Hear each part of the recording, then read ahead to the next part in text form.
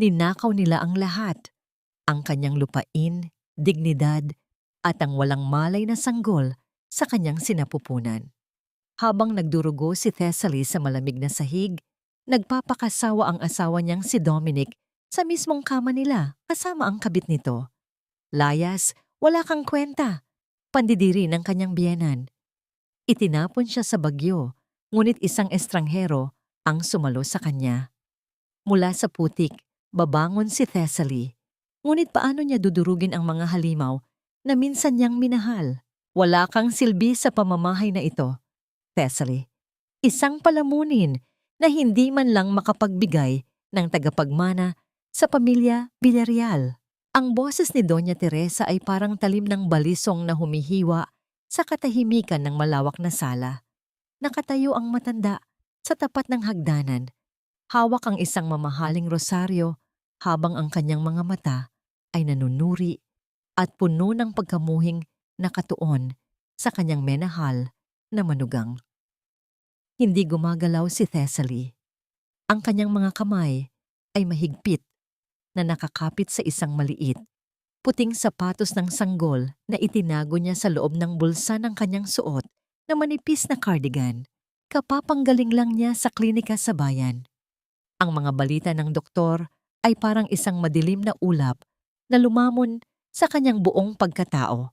Ang munting buhay na kay tagal niyang ipinagdasal, ang 6 na linggong pag-asa sa loob ng kanyang sinapupunan ay tuluyan ng pumanaw bago pa man niya nasilayan ang liwanag ng mundo. Ang hapdi sa pagitan ng kanyang mga hita at ang mabigat na pakiramdam sa kanyang puson ay paalala ng malupit na katotohanan. Ngunit sa kabila ng pisikal na sakit, ang kailangan niya ngayon ay ang yakap ni Dominic. Kailangan niyang marinig ang boses ng asawa na magsasabing magiging maayos din ang lahat. Mommy, please! Nasaan si Dominic? Kailangan ko siyang makausap. Pakiusap ni Thessaly. Ang kanyang boses ay nanginginig at halos hindi lumalabas sa kanyang nanunuyong lalamunan. Isang mapait na tawa ang kumawala sa mga labi ng matanda. Ang anak ko? Masyado siyang abala sa mga bagay na tunay na mahalaga. Hindi sa isang babaeng tulad mong walang ibinubunga kundi kamalasan. Pagkatapos ay marahas na inihagis ni Doña Teresa ang isang makapal na folder sa sahig. Ang tunog ng pagbagsak ng mga papel sa makintab na marmol ay dinala ng hangin sa buong silid, tila isang babala ng paparating na unos. Pirmahan mo yan. Ang papel na, yan ang magpapalaya sa asawa ko mula sa utang na loob na sumasakal sa amin. Ibabalik mo ang lupaing kinuha ng tatay mo sa amin noon. Sa gitna ng kanyang panghihina, pilit na umakyat si Thessaly sa ikalawang palapag. Ang bawat hakbang ay parang pag-akyat sa isang bundok ng mga tinik. Nang makarating siya sa tapat ng kanilang silid, ang pintuan ay bahagyang nakabukas. May amoy ng pabango na hindi sa kanya ang humahalimuyak sa hangin. Isang matamis at mapangahas na samyo na tila nanunukso. Ang kanyang puso ay mabilis na tumitibok, parang isang ibon na nagpupumiglas sa loob ng isang masikip na hawla. Nang itulak niya ang pinto, ang mundo ni Thessaly ay tuluyan ng gumuho. Doon, sa ibabaw ng kanilang kama, sa gitna ng mga kumot na siya mismo ang naglaba at nagayos ng may pagmamahal, nakita niya si Dominic, ang kanyang asawa, ang lalaking pinag-alayan niya ng 7 taon ng kanyang buhay, ay nakayakap sa isang babaeng mas bata, mas maganda, at bakas sa mukha ang tagumpay. Si Trixia Salonga. Dominic! Ang tanging salitang lumabas sa bibig ni Thessaly bago siya napasandal sa gilid ng pinto. Ang kanyang paningin ay nagsimulang lumabo dahil sa mga luha na hindi na niya kayang pigilin. Huminahon si Dominic, ngunit walang kahit anong bakas ng pagsisisi sa kanyang mga mata.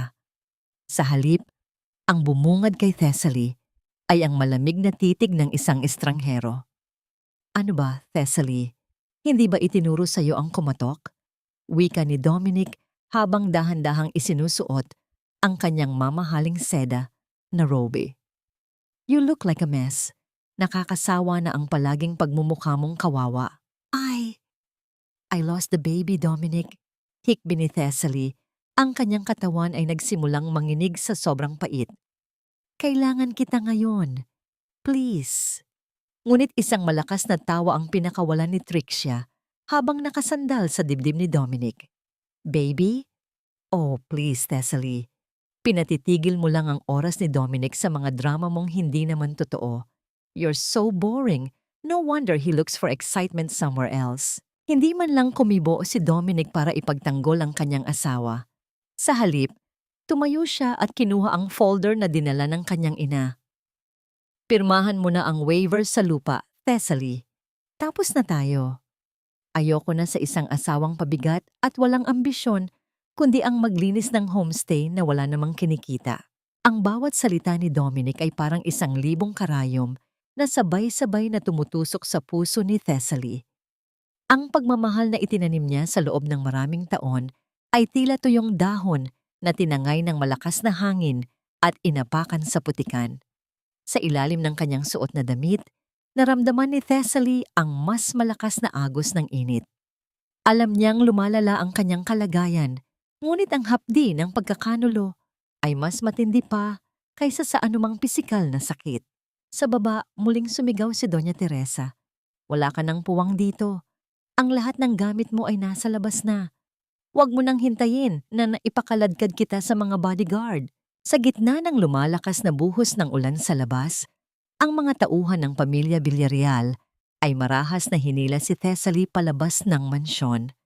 Ang kanyang manipis na tsinelas ay naiwan sa loob at ang kanyang mga paa ay direktang humalik sa malamig at magaspang na semento ng kalsada. Ang malalaking patak ng ulan ay nagsimulang humampas sa kanyang balat, tila nakikiramay sa kanyang walang hanggang hinagpis.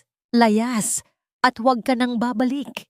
Ang huling sigaw ng kanyang biyenan, bago ang malaking gate na gawa sa bakal ay nagsara nang may matinding tunog na yumanig sa buong paligid.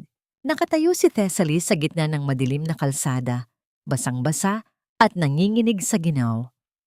Ang kanyang mga kamay ay nananatiling nakahawak sa kanyang tiyan, ang libingan ng kanyang pangarap. Wala siyang pera, wala siyang tirahan, at higit sa lahat, wala na siyang dahilan para mabuhay. Ang lupain ng kanyang ama, ang kanyang dangal, at ang kanyang anak ay kinuha sa kanya sa loob lamang ng isang gabi. Dahan-dahan, ang kanyang mga binti ay sumuko. Napaluhod siya sa gitna ng umaagos na tubig sa gilid ng kalsada. Ang kanyang paningin ay unti-unti nang nilalamon ng kadiliman, habang ang tunog ng kulog ay tila isang malupit na halakhak ng tadhana. Sa kanyang huling sulyap sa malabo at madilim na langit, isang tanong ang umalingaw-ngaw sa kanyang isipan. Bakit ang taong pinagkatiwalaan mo ng iyong buong buhay ang siya ring magiging mitya ng iyong kamatayan? Ang gabi ay balot ng lagim at lamig, habang ang ulan ay patuloy na bumubuhos ng walang katapusan, tila isang luhang dumadaloy mula sa kalangitan para sa isang pusong pira-piraso.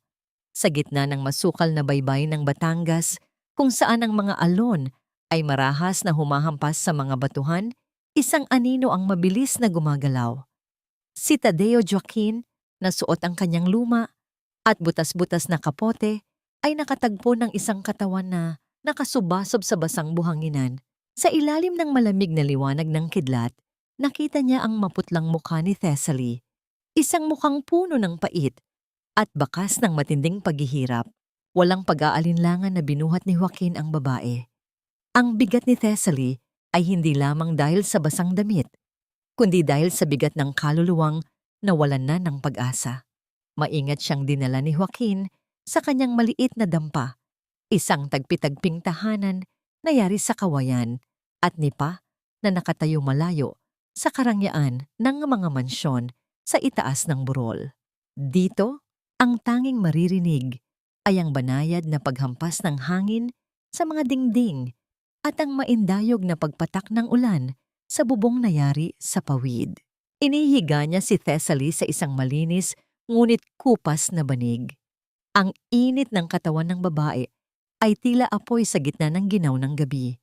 Sa kanyang pagkahimbing na dulot hanggang lagnat, Ang mga labi ni Thessaly ay nanginginig habang bumubulong ng mga salitang humihiwa sa katahimikan. Anak ko, huwag mo akong iwan. Dominic, bakit?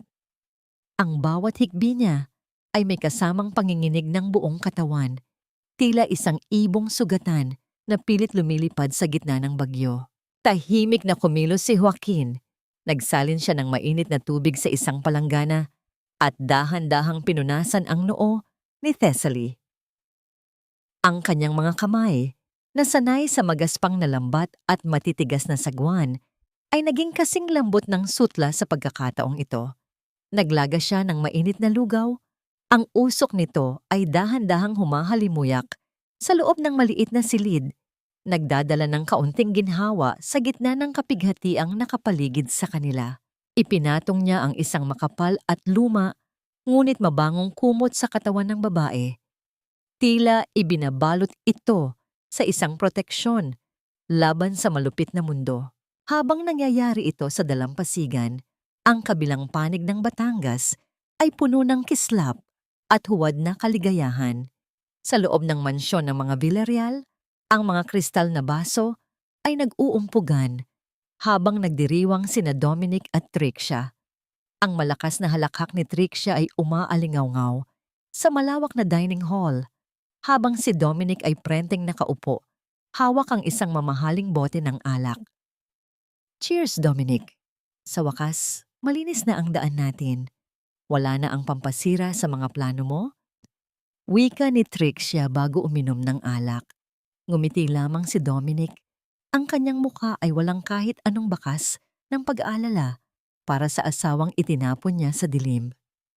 Para sa kanya, ang nakaraan ay isang basura na kailangan ng kalimutan upang bigyang daan ng isang masaganang kinabukasan. Balik sa dampa ni Joaquin, dahan-dahang nagmulat ng mata si Thessaly. Ang liwanag mula sa isang maliit na gasera ay sumasayaw sa mga dingding ng kawayan. Ang kanyang paningin ay nananatiling malabo, ngunit ang kanyang pandama ay unti-unting nagbabalik. Nakita niya ang isang lalaking nakatalikod, tila may isinusulat sa isang lumang hapagkainan. Sa tabi ng lalaki, napansin ni Thessaly ang kanyang sariling kagamitan, ang isang maliit na keptok na plastik na kulay asul, ang tanging bagay na natira sa kanya. Kinuha ito ni Joaquin, pinunasan ng putik na kumapit dito ng buong ingat at inilagay sa tabi ng una ni Thessaly nang may kasamang buntong hininga. Nang mapalingon si Joaquin, nagtama ang kanilang mga mata. Ang takot at lito sa mga mata ni Thessaly ay unti-unting napalitan ng isang malalim at madilim na pagkilala sa kanyang sinapit. Sinubukan niyang bumangon, ngunit ang kanyang katawan ay tila gawa sa tingga. Napansin ni Thessaly ang mga papel sa ibabaw ng mesa ni Joaquin. Hindi ito mga listahan ng huli sa dagat, kundi mga komplikadong ulat ng pananalapi at mga tala na tanging isang bihasang accountant lamang ang makakaunawa. Ngunit hindi niya iyon binigyang pansin sa mga sandaling ito. Ang alaala ng pagtataksil ni Dominic, ang malamig na mukha ng kanyang biyenan, at ang huling sulyap sa dugo sa kanyang mga binti ay sabay-sabay na bumalik sa kanyang isipan. Ang kanyang puso ay tila pinipiga ng isang malupit na kamay. Ang bawat hininga niya ay may kasamang pait na tila laso na dumadaloy sa kanyang mga ugat. Tumingin si Thessaly sa kisame ng dampa. Ang kanyang mga mata ay walang buhay ngunit puno ng determinasyon. Sa unang pagkakataon, mula nang mangyari ang trahedya, bumasag ang kanyang boses sa katahimikan ng gabi, malamig at puno ng determinasyong tila nanggagaling sa kailaliman ng lupa. Sila ang pumatay sa anak ko, Joaquin, at hindi ko sila hahayaang mabuhay ng payapa. Ang sikat ng araw na sumisilip sa pagitan ng mga siwang ng kawayan ay tila nanunukso sa balat ni Thessaly. Isang paalala na ang mundo ay patuloy na umiikot kahit ang kanyang sariling daigdig ay tumigil na sa pag-ikot. Nakaupo siya sa mababang hagdanan ng dampa ni Joaquin. Ang kanyang mga mata ay nakatuon sa malawak na asul na karagatan. Ang bawat paghampas ng alon sa pampang ay tila isang malalim na buntong hininga ng kalikasan. Sa loob ng kanyang isipan, may isang madilim na tinig na bumubulong. Tinutulak siya na maglakad patungo sa malalim na bahagi ng tubig at hayaang lamunin ng dagat ang lahat ng kanyang sakit. Ngunit sa tuwing titingin siya sa kanyang mga palad, nararamdaman niya ang init ng buhay na tila tumutanggi pang sumuko. Ang kawalan ng katarungan ay mas matindi kaysa sa pagnanais niyang mamahinga. Isang matandang babae na may banayad ng ngiti ang lumapit sa kanya. Si Aling Marta, ang kapitbahay ni Joaquin, ay may dalang isang balot ng mga lumang damit. "Hija, isuot mo muna ang mga ito. Medyo luma na at kupas ang kulay, pero malinis at presko ang tela niyan," wika ng matanda sa isang malambot na tinig. Inabot ni Thessaly ang mga damit. Ang kanyang mga daliri ay bahagyang nanginginig. Pinanood niya ang mga kulubot sa kamay ni Aling Marta, mga bakas ng dekada ng pagtatrabaho at pagtitiis. Hinawakan ng matanda ang kanyang balikat nang may kasamang matinding habag. "Huwag mong hayaang kainin ka ng iyong kalungkutan. Minsan, kailangan nating mabasag ng tuluyan para lamang makita kung ano ang tunay na laman ng ating mga puso." Pumasok si Thessaly sa loob ng dampa upang magpalit ng kasuotan. Sa isang sulok, ang maliit na telebisyon ni Joaquin na debaterya ay nakabukas. Isang pamilyar na boses ang narinig niya. Isang boses na nagdulot ng paninigas ng kanyang buong katawan. Doon sa screen, nakita niya si Dominic. Mukhang masigla ang kanyang asawa, suot ang isang mamahaling Amerikana habang nakatayo sa harap ng mga mamamahayag. Sa tabi niya ay si Doña Teresa, na parang isang reyna sa kanyang marangyang kasuotan. "Ipinagmamalaki naming ilunsad ang Villarreal Coastal Resort," anunsyo ni Dominic nang may malawak na ngiti. "Ang proyektong ito ay itatayo sa pinakamagandang bahagi ng Batangas sa lupang ipinamana sa amin ng aming mga ninuno. Ito ang magiging simbolo ng bagong yugto ng aming pamilya." Ang mga salita ni Dominic ay tila mga sampal na sunod-sunod na tumatama sa mukha ni Thessaly. Ang lupang tinutukoy ni Dominic ay ang lupang pinaghirapan ng kanyang sariling ama. Ang lupang kinuha sa kanya sa pamamagitan ng panlilinlang at malupit na pagtataboy. Ang panginginig ng kanyang mga kamay ay lumipat sa kanyang buong pagkatao, hindi dahil sa takot, kundi dahil sa isang nag-aapoy na galit na ngayon lamang niya naramdaman sa buong buhay niya. Nararamdaman niya ang paglapit ni Joaquin mula sa kanyang likuran. Ang anino ng lalaki ay bumalot sa kanya, nagbibigay ng isang uri ng proteksyon na hindi niya maipaliwanag. Tumingin si Joaquin sa telebisyon, pagkatapos ay itinoon ang kanyang malalim na paningin sa mga mata ni Thessaly na punong-puno ng luha at puot. "Gusto mo bang bawiin?" tanong ni Joaquin. Ang kanyang boses ay seryoso at walang halong pag-aalinlangan. "Gusto mo bang makitang gumuho ang lahat ng kasinungalingang itinayo nila?" Isang matagal na katahimikan ang namayani. Naririnig lamang ang banayad na tunog ng mga dahon ng niyog na sumasayaw sa hangin. Pagkatapos, dahan-dahang tumango si Thessaly. "Oo, Joaquin, gusto kong bawiin ang lahat. Hindi para sa pera, kundi para sa dangal ng aking ama at para sa batang kailanman ay hindi na nila makikilala." Umupo sila sa maliit na hapagkainan. Inihain ni Joaquin ang isang simpleng tanghalian, pritong isda at mainit na kanin. Sa bawat subo ni Thessaly, kahit tila may nakabara sa kanyang lalamunan, ay pilit niyang nilulunok ang pagkain. Ang bawat butil ng kanin ay tila nagbibigay sa kanya ng lakas na kailangan niya para sa mahabang laban. Ang mga luha niya ay patuloy na pumapatak sa kanyang pinggan, ngunit ang kanyang mga kamay ay hindi na nanginginig. Ang kanyang pagkatao ay dahan-dahang nabubuo muli, ngunit sa pagkakataong ito, ang mga pira-piraso ay hindi na marupok. Sila ay naging matalas at matibay, tila mga kristal na dumaan sa apoy.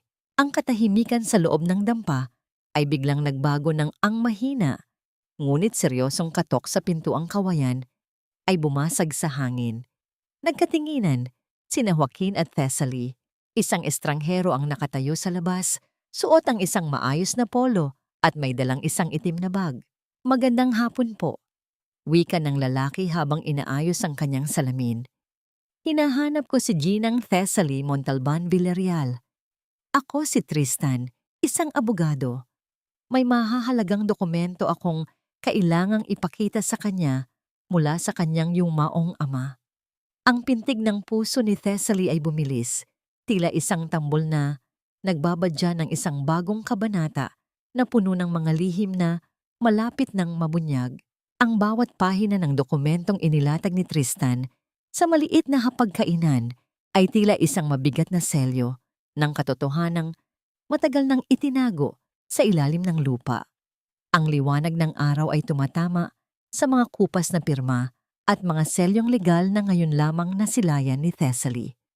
Sa bawat salitang binabasa ni Tristan, ang hangin sa loob ng dampa ay tila kumakapal, nagiging mahirap para kay Thessaly ang huminga ng malalim. Look at this, Thessaly. Hinihintay ko ang pagkakataong ito dahil alam kong darating ang araw na itatapon ka nila. Wika ni Tristan habang itinuturo ang isang partikular na sunay sa lumang kontrata. Your father didn't owe them anything. In fact, ang pamilya Villarreal ang may malaking atraso sa kanya. Ginamit nila ang pagkakasakit ng tatay mo noon para manipulahin ang mga dokumento. They made it look like a debt of gratitude, an utang na loob. Pero ang totoo, pinilit nilang ipasuko sa tatay mo ang titulo ng lupa sa halagang halos kasing presyo lang ng isang mumurahing alahas. Aseong ngayiwo matmon kakay, nanlamig ang mga dulo ng daliri ni Thessaly. Ang 7 taon ng kaniyang pagpapakumbaba, ang bawat araw na tiniis niya, ang mga pang-aalipusta ni Doña Teresa, dahil sa paniniwalang kailangan niyang bayaran ang kabutihan ng mga ito, ay tila isang malupit na biro. Ang utang na loob na naging kadena sa kaniyang leeg ay isa lamang palang malaking kasinungalingan. Naramdaman niya ang pait na dumarating mula sa kaniyang sikmura, isang uri ng pagkasuklam na hindi lamang para sa mga Villarreal, kundi para sa kaniyang sarili na naging labis na mapagtiwala. I served them like a slave, Tristan, bulong ni Thessaly. Ang kanyang boses ay puno ng panginginig. I let them treat me like dirt dahil akala ko I was protecting my father's honor, pero ginamit lang pala nila ang alaala ni Papa para saktan ako. Sa kabilang bahagi ng mesa, nanatiling tahimik si Joaquin, ngunit ang kanyang mga mata ay nakatitig ng matalas sa mga ulat ng pananalapi na kasama sa bag ni Tristan. Dahan-dahan niyang kinuha ang isa sa mga papeles. Ang mga numerong ito ay hindi nagtutugma.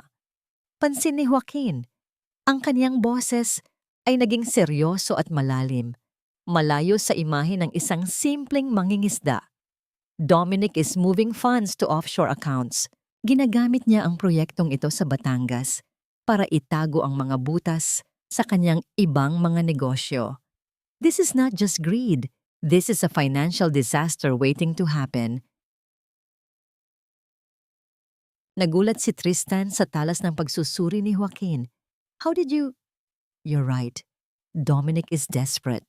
He needs this land because he's bleeding money elsewhere. Habang nagaganap ang pagbubunyag sa dalampasigan, ang atmosfera sa loob ng mansyon ng mga Villarreal ay nababalot ng tensyon. Nakaupo si Doña Teresa sa kaniyang paboritong silya, habang si Trixia ay nakatayo sa harap ng salamin. Sinusuri ang kaniyang marangyang suot. Trixia, siguraduhin mong maayos ang kilos mo sa harap ng mga investors. Utos ni Doña Teresa. Ang kaniyang boses ay puno ng awtoridad. Hindi tulad ni Thessaly na sunod-sunuran, kailangan mong ipakita na meron kang class. Pero huwag mong kakalimutan na sa bahay na ito, ako pa rin ang masusunod. Umirap si Trixia, ang kaniyang pasensya ay nagsisimula ng maubos. Look tita, I'm not Thessaly. Hindi ako magpapakamartir para lang sa approval nyo. Dominic needs my family's connections, so I suggest you treat me better. Ang palitan ng matatalim na tingin sa pagitan ng dalawang babae ay naghudyat ng simula ng isang lamat na hindi na mabubuo pa. Sa dampa, dinala ni Thessaly ang kaniyang sarili sa harap ng isang maliit na salamin. Ang kaniyang mahabang buhok na laging pinupuri ni Dominic noon dahil sa kaniyang pagiging feminine at tradisyonal ay tila isang mabigat na pasanin. Kinuha niya ang isang matalim na gunting. Ang tunog ng pagtalim ng bakal sa bawat gupit ay naging simbolo ng kaniyang paglaya. Ang bawat hibla ng buhok na nahuhulog sa sahig ay tila mga bahagi ng kaniyang lumang pagkatao na kailangan ng iwanan. Nang matapos siya, lumabas si Thessaly na may maikli at matapang na gupit. Ang kanyang mukha ay naging mas maaliwalas. Ang kanyang mga mata ay hindi na puno ng luha, kundi ng isang matatag na layunin. Lumapit si Joaquin sa kanya, kinuha ang gunting mula sa kaniyang kamay, at dahan-dahang inayos ang isang hibla ng buhok na tumatakip sa kaniyang mata. Ang kaniyang haplos ay panandalian lamang, ngunit nag-iwan ito ng isang uri ng init na hindi kailanman naramdaman ni Thessaly mula kay Dominic. Isang init ng paggalang at tunay na pagkilala. Handa ka na ba? Tanong ni Joaquin sa isang mahinang tinig. Hindi lang handa, Joaquin. I am reborn, sagot ni Thessaly. Ginamit niya ang kaniyang huling perang naitabi, ang maliit na halagang kaniyang pinag-ipunan ng patago sa loob ng 7 taon, upang rentahan ang isang maliit na bahagi ng lupa sa tabi ng proyektong itinayo ni Dominic. Doon, sisimulan niya ang kaniyang sariling laban.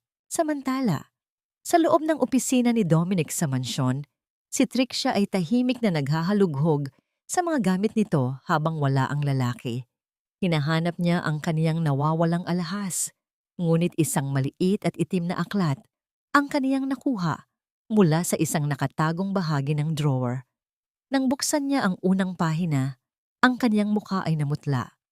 Hindi ito tungkol sa alahas, kundi isang lihim na account na may pangalan ng isang babaeng hindi niya kilala at mga transaksyong nagpapatunay na ang pagmamahal ni Dominic ay isang laro lamang para sa lahat.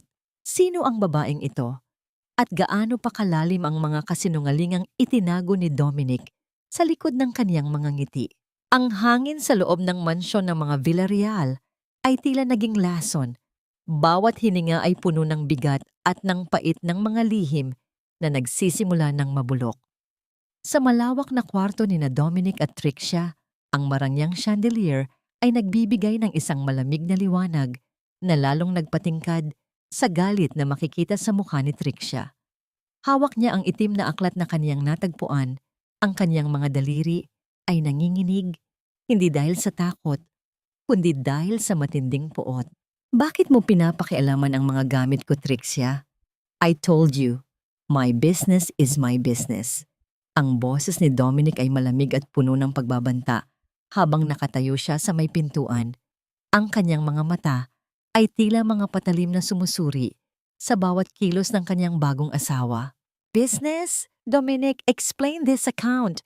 Bakit may malaking halaga ng pera na napupunta sa isang pangalang hindi ko kilala? Is this why you're always asking for more funds from my father's connections? Ang boses ni Trixia ay tumaas, puno ng akusasyon. Dahan-dahang lumapit si Dominic. Ang kaniyang bawat hakbang ay may dalang panganib. Ngumiti siya ng bahagya, isang ngiting hindi umabot sa kaniyang mga mata. You're being paranoid, Trixia. Huwag mo akong itulad sa mga lalaking nakilala mo noon. Everything I do is for our future. Kung hindi ka makakatulong, manahimik ka na lang. You should focus on being a good wife. Baka nakakalimutan mong ang pamilya ko ang nagbigay sa iyo ng titulong Villarreal. Ang marahas na pagpasok ni Doña Teresa sa silid ay nagdulot ng panandaliang katahimikan. Ang kaniyang presensya ay tila isang aninong lumalamon sa lahat ng liwanag. Ano ang ingay na ito? Nakakaya sa mga katulong, wika ng matanda habang nakatingin ng matalim kay Trixia. Trixia, kung hindi mo kayang pakalmahin ang asawa mo, baka dapat ay mag-aral ka sa mga luma nating tauhan. Si Thessaly, kahit gaano siya kawalang kwenta, ay alam kung kailan dapat tumahimik at sumunod. She was useful in that way. Huwag mong ipakita sa akin na mas mahina ka pa kaysa sa kanya. Ang pagbanggit sa pangalan ni Thessaly ay tila isang liyab na nagpasiklab sa galit ni Trixia. Habang si Dominic ay umiwas ng tingin, tila may kung anong bahagi ng kanyang budhi ang bahagyang nakurot, ngunit agad din itong nabaon sa kanyang kasakiman. Malayo sa maruming politika ng mansyon, ang dalampasigan ng Batangas ay nababalot ng amoy ng sariwang dagat at ng masarap na halimuyak ng nilulutong ginisang bawang at sibuyas. Ang maliit na espasyong inuupahan ni Thessaly ay dahan-dahang nabubuhay. Kasama ang mga kababaihan sa komunidad ng mga mangingisda, abala si Thessaly sa paghahanda ng kaniyang maliit na kainan. Ang bawat paghiwa niya ng mga gulay ay may dalang bagong sigla. Ang kaniyang maikling buhok ay bahagyang hinahampas ng hanging dagat.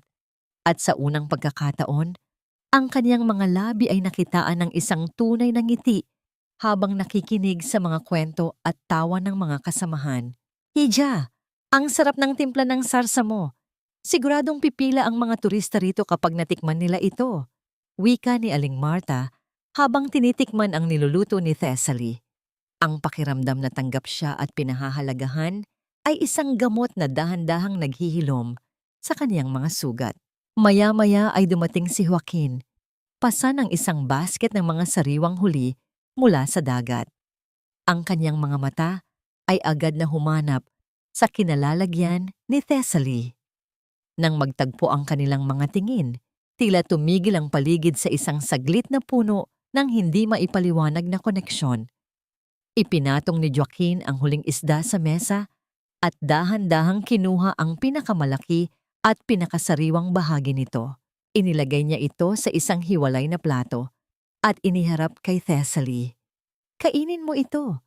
Kailangan mo ng lakas para sa mahabang araw. Simpleng wika ni Joaquin. Ang kanyang boses ay baritono at mahinahon, ngunit ang kanyang mga mata ay nagsasabi ng isang pag-aalaga na higit pa sa anumang mamahaling regalo na natanggap ni Thessaly noon. Ang kanyang pag-iwas ng tingin pagkatapos gawin iyon ay nagdala ng isang banayad na init sa mga pisngi ni Thessaly, isang pakiramdam ng pagiging espesyal na matagal na niyang nakalimutan. Sa kabila ng katahimikang ito, si Tristan ay dumating na may dalang balitang nagpabigat sa kaniyang ekspresyon. Thessaly, Joaquin, may nalaman ako. Ang environmental permit para sa resort ni Dominic ay hindi pala kompleto. May isang pirma na sadyang itinago o sadyang hindi kinuha dahil sa takot na malaman ang epekto nito sa dagat. Kung malalaman ito ng mga otoridad, pwedeng matigil ang proyekto niya. Ang kaba sa dibdib ni Thessaly ay muling nagbalik. Alam niyang ang bawat hakbang niya ay may kalakip na panganib.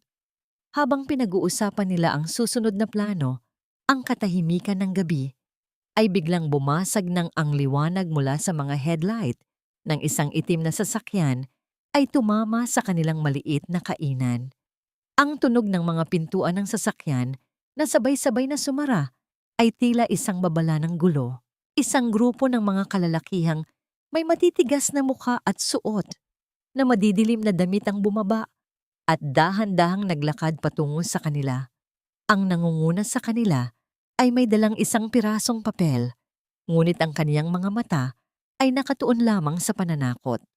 Ang kaniyang kamay ay marahas na tinabig ang isa sa mga bangko ni Thessaly na nagdulot ng tunog ng pagkakaladkad ng kahoy sa buhanginan. Sino rito ang nagmamay-ari ng basurang ito?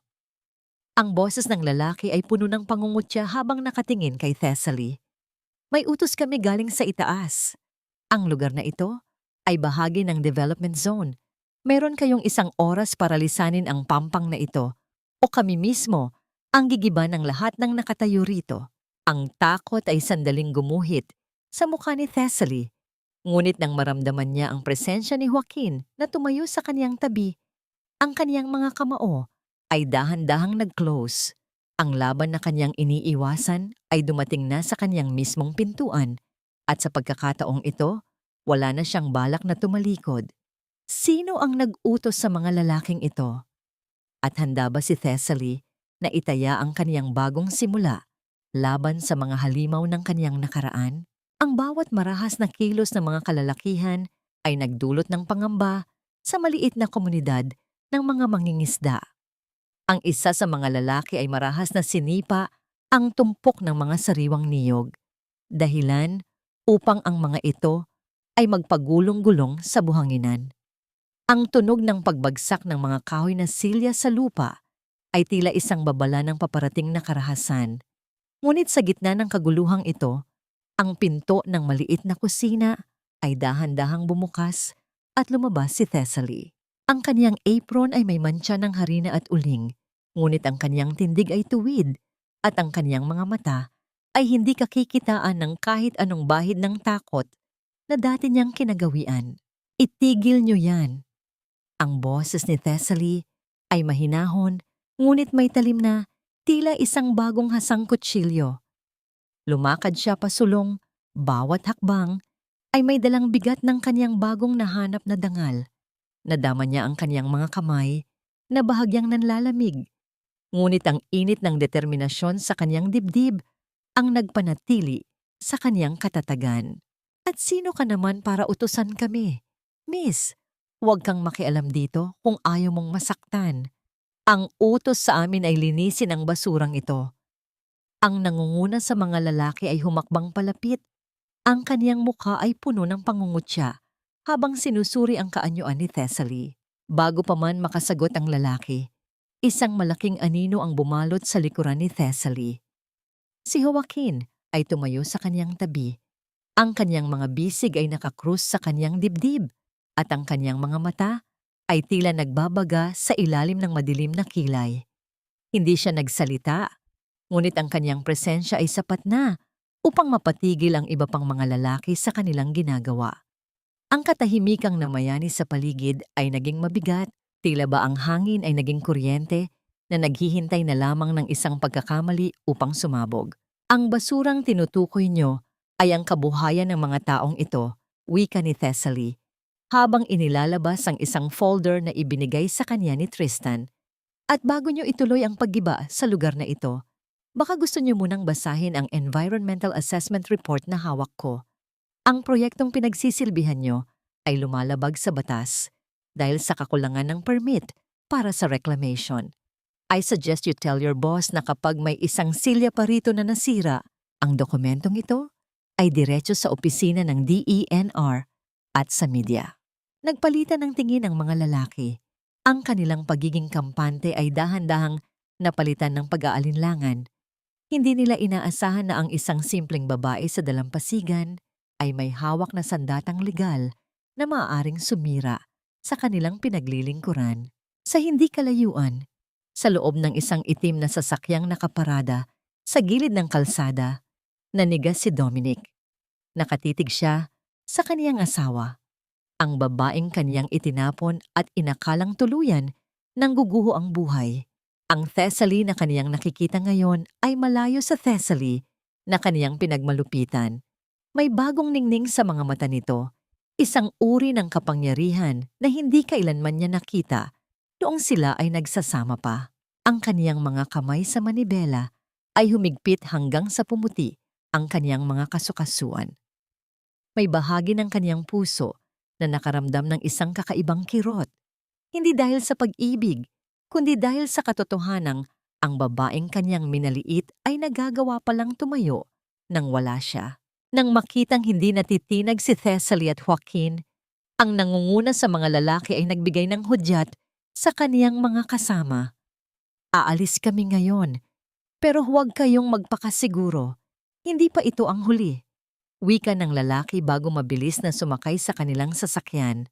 Ang tunog ng pag-andar ng makina at ang usok na iniwan nito sa kalsada ay naging hudyat ng kanilang pansamantalang tagumpay. Nang mawala na ang mga lalaki, ang mga mangingisda at ang kanilang mga asawa ay nagsimulang magpalakpakan. Lumapit sila kay Thessaly, puno ng pasasalamat at paghanga. Ngunit para kay Thessaly, ang lahat ng ito ay parang isang panaginip. Ang kaniyang tuhod ay biglang nanghina.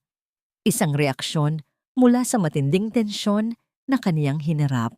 Bago pa man siya mabuwal, naramdaman niya ang isang matatag na kamay na sumuporta sa kaniyang siko. Si Joaquin ay nasa kaniyang tabi pa rin. Kinuha ni Joaquin ang isang malinis na puting bimpo mula sa kaniyang balikat. Nang walang imik, dahan-dahan niyang inabot ang mukha ni Thessaly. Ginamit niya ang bimpo upang dahan-dahang punasan ang isang bahid ng uling sa kanyang pisngi.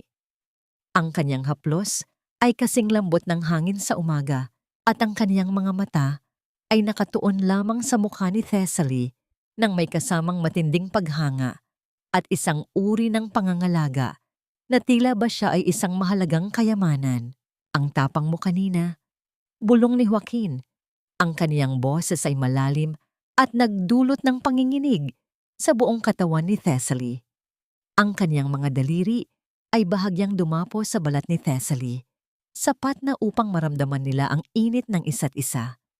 Sa sandaling iyon, ang lahat ng ingay ng mundo ay nawala. Ang tanging naririnig ni Thessaly ay ang mabilis na pintig ng kaniyang sariling puso at ang banayad na paghampas ng mga alon sa pampang. Nadama niya ang kaniyang mga pisngi na nag-init at sa unang pagkakataon, sa loob ng maraming taon, naramdaman niya ang tinatawag nilang kilig. Isang pakiramdam na tila may mga paru-paro na naglalaro sa kaniyang sikmura. Ngunit ang katahimikang ito ay muling nabulabog nang makatanggap si Tristan ng isang tawag. Habang nakikinig sa kabilang linya, ang kaniyang mukha ay naging seryoso. Naihatid na ang sulat. Wika ni Tristan pagkababa ng telepono. At ayon sa source ko, si Trixia ay kasalukuyang nagpapakawala ng galit sa loob ng mansyon dahil sa mga nakuhang larawan. Ano ang nilalaman ng mga larawang iyon na maaaring maging mitya ng pagsabog sa pagitan ni Dominic at Trixia? At hanggang kailan kayang panindigan ni Thessaly ang kanyang tapang bago muling kumatok ang kanyang madilim na nakaraan? Ang gabi sa dalampasigan ng Batangas ay tila isang malambot na kumot ng katahimikan. Tanging ang malalim at maindayog na paghampas ng mga alon sa pampang ang nagsisilbing musika sa paligid. Sa loob ng maliit na dampa, nanatiling gising si Thessaly habang ang liwanag ng isang maliit na lampara ay sumasayaw sa mga pahina ng kanyang kwaderno. Ang bawat numero na kanyang isinusulat, ang bawat kalkulasyon ng kanyang kakarampot na kita mula sa kainan ay tila mga hakbang patungo sa isang pangarap na dati ay inakala niyang imposible nang maabot. Pagod na ang kanyang mga mata at ang kanyang likod ay bahagyang kumikirot mula sa buong araw na pagtatrabaho. Ngunit may isang uri ng kapayapaan sa kanyang dibdib na hindi kailanman niya naramdaman sa loob ng mansyon ng mga Villarreal. Doon, siya ay isang palamuti lamang. Dito, siya ang arkitekto ng kaniyang sariling kapalaran. Ang banayad na paggalang ng pintuang kawayan ay nagpalingon sa kanya. Si Joaquin ay pumasok. May dalang isang baso ng mainit na gatas na may kaunting luya. Ang kaniyang mga hakbang ay tahimik, tila ayaw gambalain ang seryosong atmosfera sa loob ng silid. Ipinatong niya ang baso sa tabi ng kwaderno ni Thessaly. Pahinga ka muna, Thessaly. Kanina ka pa nakatitig sa mga numerong yan. Wika ni Joaquin, ang kaniyang boses ay baritono at puno ng katapatan. Hindi mo kailangang madaliin ang lahat sa isang gabi. Gusto ko lang siguraduhin na tama ang lahat, Joaquin. Sagot ni Thessaly habang iniinom ang mainit na gatas. Ang init nito ay dahan-dahang gumapang sa kaniyang kaisipan, nagdadala ng panandaliang ginhawa. Sa unang pagkakataon, akin ang mga desisyong ito. Natatakot lang siguro ako na baka magkamali ako. Umupo si Joaquin sa kabilang panig ng maliit na hapag. Ang liwanag ng lampara ay nagbibigay ng mga anino sa kaniyang matipunong mukha. Ngunit ang kaniyang mga mata ay nanatiling malambot habang nakatitig sa babaeng nasa harap niya. Pagkatapos ng mahabang sandali ng katahimikan, nagsimula siyang magsalita tungkol sa isang bagay na matagal na niyang itinatago. Alam mo, Thessaly, hindi rin ako laging ganito. Simula ni Joaquin. Dati akong accountant sa Manila. I was one of the best, pero naging masyado akong tapat sa trabaho ko. Nalaman ko ang tungkol sa mga ilegal na transaksyon ng mga salongga, ang pamilya ni Trixia. Sa halip na ayusin nila ang gulo, ako ang binaril nila ng maling paratang. I lost my license, my reputation, at halos pati ang buhay ko. Tumakas ako rito para magtago sa mundo. Nagulat si Thessaly. Hindi niya inakala na ang lalaking nagligtas sa kanya ay mayroon ding sugat na kasing lalim ng sa kanya. So we're both victims of the same monsters. Bulong ni Thessaly. Kaya nung nakita kita sa pampang na yon, nakita ko ang sarili ko. Dugtong ni Joaquin. Ang kanyang kamay ay dahan-dahang gumalaw patungo sa kamay ni Thessaly sa ibabaw ng mesa. Hindi niya ito hinawakan ng buo. Sapat lang upang maramdaman ni Thessaly ang init ng kanyang mga daliri bilang tanda ng suporta. You're not just a survivor, Thessaly. You are a fighter. Sa gitna ng emosyonal na sandaling iyon, lumabas ang dalawa sa maliit na beranda ng dampa. Ang langit ay puno ng mga bituin na tila mga diamanteng isinabog sa madilim na pilus. Nadama ni Thessaly ang kaniyang sarili na tila hinihila ng isang hindi maipaliwanag na puwersa. Sa unang pagkakataon, hinayaan niyang sumandal ang kaniyang ulo sa balikat ni Joaquin. Ang amoy ng dagat at ang bango ng malinis na sabon mula sa damit ni Joaquin ay bumalot sa kaniyang pandama. Naramdaman niya ang matatag at mahinahong pagtibok ng puso ng lalaki sa kaniyang gilid. Wala silang sinasabi, ngunit sa katahimikang iyon, ang kanilang mga kaluluwa ay tila nag-uusap ng mas malalim kaysa sa anumang salita. Ang takot ni Thessaly ay dahan-dahang natutunaw, napapalitan ng isang uri ng pagtitiwala na kailanman ay hindi ibinigay sa kanya ni Dominic. Ang kilig na kaniyang nararamdaman ay hindi lamang dahil sa init ng katawan ni Joaquin, kundi dahil sa pakiramdam na sa wakas, may isang taong nakakaunawa sa kanyang pait nang hindi siya hinuhusgahan. Ang gabi ay tila tumigil para sa kanilang dalawa, isang sandali ng paghilom sa gitna ng digmaan. Kinabukasan, ang kapayapaang yon ay muling nabulabog nang dumating si Tristan nang mas maaga kaysa sa inaasahan. Ang kanyang mukha ay balisa at ang kanyang mga hakbang ay mabilis habang papalapit sa dampa. Thessaly, Joaquin, kailangan niyo itong marinig, hingal na wika ni Tristan habang inilalabas ang kaniyang tablet. Ang stock market ay nagkakagulo ngayon. Ang Villarreal Holdings ay bumagsak ng halos 20% sa loob lang ng 2 oras. May mga kumakalat na balita na isang malaking investor ang biglang nag-withdraw ng pondo dahil sa mga illegal na issue sa environmental permit na nalaman natin. Nanigas si Thessaly. What does that mean for Dominic? It means he's bleeding money.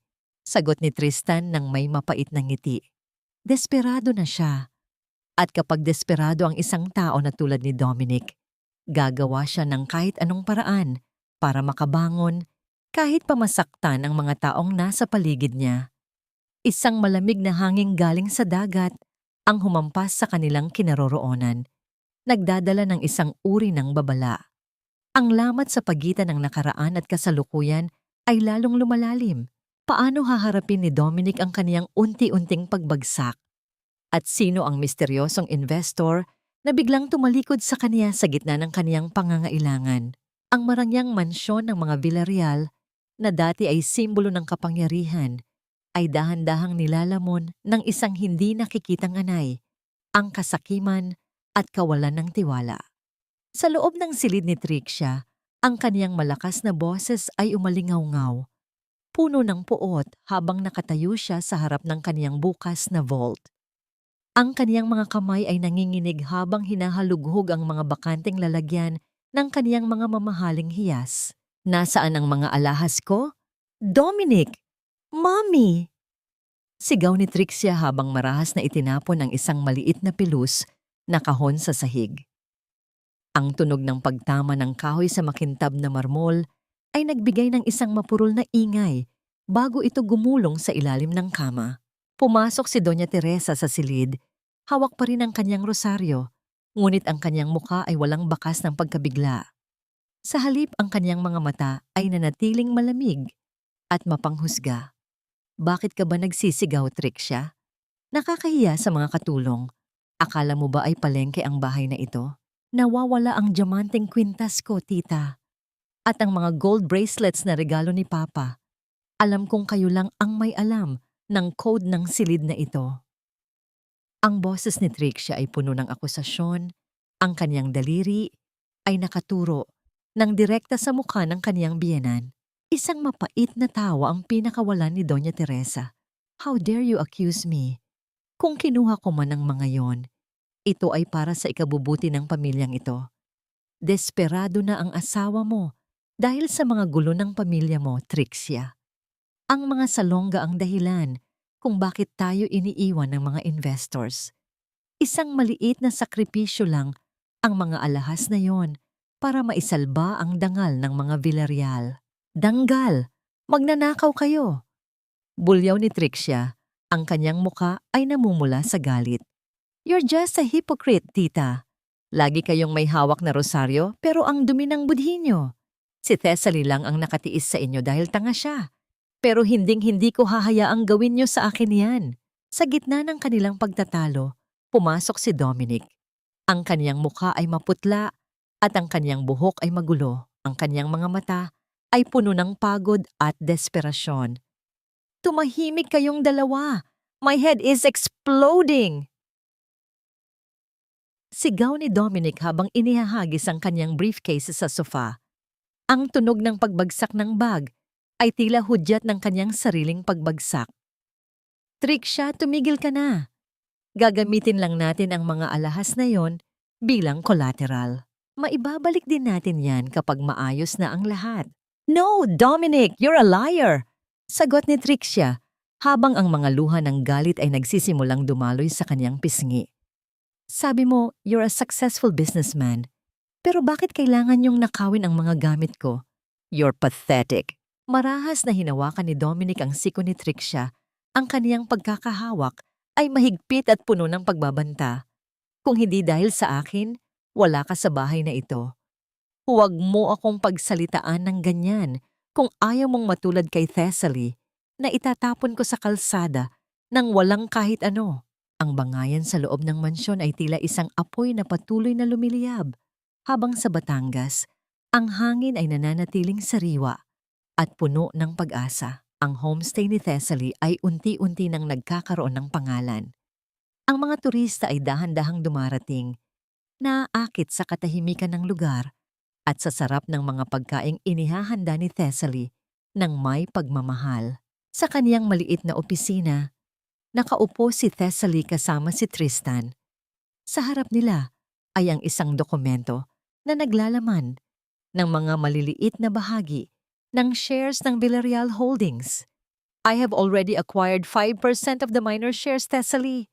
Paliwanag ni Tristan, ang kaniyang boses ay puno ng paghanga. Dahil sa pagbagsak ng halaga ng stocks nila, nakuha natin ito sa napakababang presyo. Paunti-unti, kinukuha natin ang pundasyon ng kaniyang kumpanya nang hindi niya nalalaman. Ngumiti si Thessaly, isang ngiting hindi puno ng puot, kundi ng isang matalinong stratehiya. Let him think he's still in control, Tristan. Gusto kong makita kung gaano kalalim ang kaniyang huhukayin para sa kaniyang sarili. Nararamdaman niya ang presensya ni Joaquin sa kaniyang likuran. Ang lalaki ay naglapag ng isang plato ng prutas sa kaniyang mesa. Ang kanilang mga balat ay bahagyang nagkadikit, sapat na upang maramdaman ni Thessaly ang isang kuryente ng kagaanan ng loob. Hindi nagsalita si Joaquin, ngunit ang kaniyang marahang pagtapik sa balikat ni Thessaly ay sapat na upang sabihing nasa likod lang niya ito. Anuman ang mangyari, bumalik ang atensyon ni Tristan sa kanyang laptop nang may isang bagong balita. Thessaly, Joaquin? Dominic is desperate. He's looking for an angel investor. Ayon sa insider ko, handa siyang ibenta pati ang kanyang kaluluwa para lang maisalba ang resort project. He's reaching out to a mystery fund in Manila. Anong pangalan ng fund na yon? Tanong ni Joaquin. Ang kaniyang mga mata ay tumalas. Ang pangalan ay Esperanza Global Investments, sagot ni Tristan. Wala pang masyadong nakakaalam kung sino ang nasa likod nito, pero balitang-balita na napakalaki ng pondo nila. Napatingin si Thessaly kay Joaquin. Isang lihim na pagkakaintindihan ang namayani sa pagitan nilang dalawa. Ang bawat piraso ng puzzle ay dahan-dahang naglalapat. Ang pagkawasak ng mansyong itinayo sa kasinungalingan ay malapit na at ang bawat bricks na mahuhulog mula rito ay magsisilbing pundasyon ng bagong buhay ni Thessaly. Sino ang tunay na nagmamay-ari ng Esperanza Global Investments? At handa na ba si Dominic na harapin ang kaniyang tagapagligtas na siya rin palang magiging kaniyang katapusan? Ang gabi ay tila isang malaking bitag na dahan-dahang sumasara para sa mga nagkasala, habang ang kadiliman ay nagiging saksi sa unti-unting pagguho ng isang kahariang itinayo sa kasinungalingan. Sa loob ng kanyang madilim na opisina, ang tanging liwanag na tumatama sa mukha ni Dominic ay ang mula sa screen ng kanyang laptop. Ang kanyang mga mata ay namumula at puno ng pagod. Pilit na sinusuri ang mga email na sunod-sunod na dumarating mula sa isang hindi kilalang nagpadala. Ang bawat mensahe ay naglalaman ng mga detalyadong ulat ng kanyang mga illegal na transaction, mga lihim na akala niya ay nabaon na niya ng malalim kasama ng dangal ni Thessaly. Ang panginginig ng kaniyang mga kamay ay hindi niya mapigilan. Tumingin siya sa pintuan ng kanyang opisina, iniisip kung si Trixia ba ang nasa likod nito. Ang kawalan ng tiwala ay nagsimulang kumain sa kanyang sistema, tila isang lason na dahan-dahang nagpapahina sa kanyang kaisipan. Ang kanyang paghinga ay naging mabigat at pasumpong-sumpong, habang ang bawat tunog ng hangin sa labas ay tila isang bulong ng kanyang sariling konsensya na matagal na niyang pinatahimik. Sa labas, sa isang madilim na eskinita malapit sa kanyang paboritong club, si Doña Teresa ay nakaranas ng isang bagay na kailanman ay hindi niya inakalang sasapit sa kanya. Ang reyna ng mga Villarreal ay nakatayo sa harap ng tatlong lalaking may matitigas na mukha. Ang kanyang mamahaling designer bag ay mahigpit niyang yakap sa kanyang dibdib. Ngunit ang kanyang mga tuhod ay nanginginig sa takot. Wala akong pera ngayon. Sinabi ko na sa inyo, babayaran ko ang utang ko sa susunod na linggo. Ang boses ng matanda ay mataas, ngunit puno ng panginginig. Malayo sa awtoridad na kaniyang ipinapakita sa harap ng kaniyang mga tauhan. Ang sabi mo ay kahapon, matanda. Wika ng isang lalaki, habang hinahawakan ang braso ni Doña Teresa ng marahas. Ang sakit ng pagkakahawak ay nagdulot ng isang mahinang ungol mula sa matanda. Ang kanyang marangyang imahe ay tuluyang naglaho nang pilitin siyang lumuhod sa maruming semento upang bantaan. Ang kanyang mukha ay namutla at ang kanyang mga mata ay napuno ng luha ng matinding kahihiyan. Ang mga kapitbahay na dati ay yumuyukod sa kanya ay ngayon ay nakasilip lamang sa kanilang mga bintana. May mga ngiting mapanghusga sa kanilang mga labi habang pinapanood ang kaniyang pagbagsak. Malayo sa kaguluhang ito, ang dalampasigan ng Batangas ay nababalot ng katahimikan at ng pag-asang dala ng pagbabago. Sa loob ng dampa, nakatayo si Thessaly sa harap ng isang maliit na salamin. Ang kanyang maikling buhok ay maayos na nakastyle at kaniyang suot ang isang itim na blazer na sadyang pinili para sa okasyong ito. Hindi na siya ang Thessaly na nakayuko at laging takot. Ang babaeng nakatingin sa kanya sa salamin ay si Victoria M. Torres ang pangalang kanyang gagamitin bilang kinatawan ng Esperanza Global Investments. Nadama niya ang presensya ni Joaquin sa kanyang likuran. Ang lalaki ay suot din ang isang disenteng polo, malayo sa kanyang karaniwang suot na pangingisda. Lumapit si Joaquin at dahan-dahang inayos ang kwelyo ng blazer ni Thessaly. Ang kaniyang mga daliri ay bahagyang dumampi sa leeg ng babae, isang haplos na nagdulot ng init na dahan-dahang gumapang sa buong katawan ni Thessaly. Nagtagpo ang kanilang mga mata sa salamin. Ang malalim na tingin ni Joaquin ay tila nagsasabing hindi siya mag-isa sa laban na ito. Huwag mong kalimutan kung sino ka, Thessaly.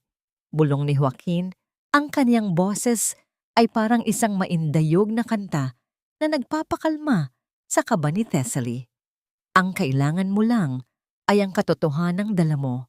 Sila ang dapat matakot, hindi ikaw.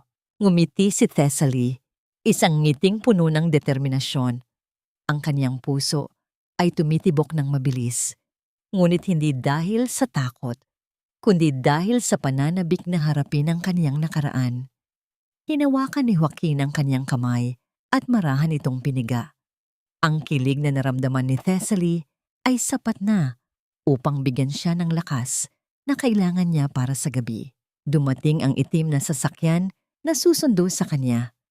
Habang naglalakad siya patungo sa pintuan, ang bawat tunog ng kanyang takong sa tuyong buhangin ay tila isang pagbibilang ng mga sandali bago ang kanyang muling pagpapakilala sa mundo. Sa loob ng isang marangyang hotel sa Makati, nakaupo si Dominic sa dulo ng isang mahabang mesa sa conference room. Ang kaniyang mga palad ay basa ng pawis at ang kaniyang paningin ay nakatitig sa pintuan. Ang kaniyang huling pag-asa para maisalba ang kaniyang kumpanya ay nakasalalay sa pagpupulong na ito. Ang kaniyang mga abogado ay tahimik na naghahanda ng mga dokumento habang ang oras ay tila tumatakbo ng napakabagal. Pagkatapos ng mahabang paghihintay, ang malaking pintuan ng conference room ay dahan-dahang bumukas. Ang tunog ng mga yabag ng sapatos sa makintab na marmol ay umalingaw-ngaw sa buong silid. Bawat hakbang ay may dalang bigat ng isang paparating na hatol. Tumayo si Dominic, pilit na inayos ang kanyang mukha upang magmukhang propesyonal at matagumpay, kahit na ang kanyang loob ay punong-puno ng takot. Isang babaeng may maikling buhok at matikas na tindig ang pumasok. Ang kanyang blazer ay sumasalamin sa liwanag ng chandelier. Nakatitig siya nang direkta kay Dominic. Ang kanyang mukha ay tila isang maskara ng yelo na hindi mababasa. Sino ang babaeng ito na tila pamilyar ang bawat galaw, ngunit ang aura ay punong-puno ng kapangyarihan? At handa ba ang puso ni Dominic na harapin ang kanyang pinakamalaking pagkakamali na ngayon ay nakatayo sa kanyang harapan bilang kanyang tanging tagapagligtas? Ang katahimikan sa loob ng conference room ay tila isang mabigat na ulap na nagbabadyang sumabog sa anumang sandali. Ang tanging maririnig ay ang mahinang tunog ng aircon na humihinga sa paligid at ang mabilis na pintig ng puso ni Dominic na tila isang tambol na nagbabadya ng digmaan. Nakatayo siya sa dulo ng mahabang mesa. Ang kaniyang mga palad ay nakapatong sa makintab na kahoy habang ang kaniyang paningin ay nakapako sa babaeng kakapasok pa lamang. Dahan-dahang tinanggal ng babae ang ng taambo. Kabay ang kaniyang suot na salamin sa mata. Ang mga mata ni Dominic ay nanlaki at ang kaniyang bibig ay bahagyang bumukas, ngunit walang salitang lumabas. Ang kaniyang mukha ay nawalan ng kulay. Tila ba nakakita siya ng isang kaluluwang matagal na niyang ibinaon sa limot. Thessaly? Ang boses ni Dominic ay halos isang bulong, puno ng kawalang paniniwala at isang uri ng takot na dahan-dahang gumagapang sa kanyang balat. Ngumiti ng bahagya ang babae, ngunit ang kanyang mga mata ay nanatiling malamig at walang emosyon. Good morning, Mr. Villarreal. But please, call me Victoria M. Torres. I'm representing Esperanza Global Investments. Isang malaking karangalan ang makaharap ka sa mahalagang araw na ito. Umupo ang babae sa tapat ni Dominic nang may matikas na tindig. Ang kaniyang bawat galaw ay punong-puno ng awtoridad, malayo sa imahe ng Thessaly na dati ay nakayuko at laging naghihintay ng utos mula sa kaniyang asawa. Ang kaniyang blazer ay walang kahit anong gusot, sumasalamin sa kaniyang bagong pagkatao na dumaan sa apoy at naging matatag na diamante. Nang mahanap muli ni Dominic ang kaniyang boses, pilit niyang inayos ang kaniyang sarili. What is this, Thessaly? Anong kalokohan ito? You think you can just show up here and pretend to be some big shot investor? Saan ka nakakuha ng pampiyansa para sa acting na ito? Hindi natinag si Victoria. Kinuha niya ang isang makapal na folder mula sa kanyang bag at marahan itong inilapag sa mesa. Ang tunog ng pagtama ng papel sa ibabaw ng mesa ay tila isang hatol ng kamatayan para kay Dominic.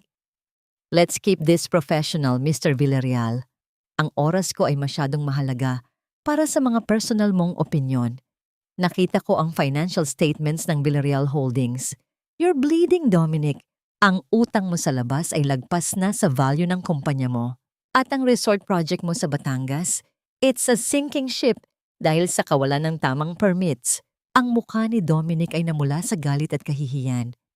Ang katotohanang ang kaniyang dating asawa, ang babaeng itinuring niyang walang silbi, ang siyang nakakaalam ng kaniyang pinakamalalalim na kahinaan ay tila isang kutsilyong unti-unting hinihiwa ang kaniyang dignidad. You don't know anything.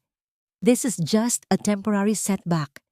Hindi ko kailangan ang tulong ng isang babaeng pinalayas ko dahil sa kawalan ng kwenta. Kung ganoon, bakit ka pa nandito? Mahinahon na sagot ni Victoria habang dahan-dahang inilalabas ang isang ballpen na gawa sa ginto. Bakit mo ako pinatawag kung hindi mo kailangan ng pondo ko? Dominic, let's be real. Your pride won't pay your creditors. Your mother's gambling debts are piling up at ang asawa mo ngayon ay busy sa paggastos ng natitirang pera mo sa mga designer bags. You are desperate. Sa sandaling iyon, ang pinto ng conference room ay muling bumukas. Pumasok si Tristan, suot ang isang seryosong ekspresyon at may dalang mga legal na dokumento. Mr. Villarreal, I am the legal counsel for Esperanza Global. Narito ang mga kondisyon para sa investment na hinihingi mo. Binuksan ni Tristan ang dokumento at inilatag ito sa harap ni Dominic. Magbibigay ang aming kliyente ng halagang sapat para mabayaran ang lahat ng utang mo at matapos ang resort. Ngunit bilang kapalit, isasanla mo sa amin ang lahat ng iyong assets, personal man o kumpanya, kasama na rito ang mansyon ng mga Villarreal at ang lahat ng lupain sa Batangas. Ano? This is insane! Sigaw ni Dominic habang binabasa ang mga sugnay. Gusto niyo akong ubusin? You want to own me? Tumingin si Victoria ng direkta sa mga mata ni Dominic. Ang kaniyang tingin ay tila isang madilim na lawa na walang hangganan. Hindi kita gustong pagmamay-ari, Dominic. I just want to make sure my investment is safe. Pagkatapos ng lahat ng ginawa mo, sa tingin mo ba ay meron pang magtitiwala sa'yo nang walang mabigat na garantiya? You have 1 hour to decide. Sign the contract and you live another day. Or don't, and watch your empire crumble by tomorrow morning. Nanigas si Dominic sa kanyang kinatatayuan.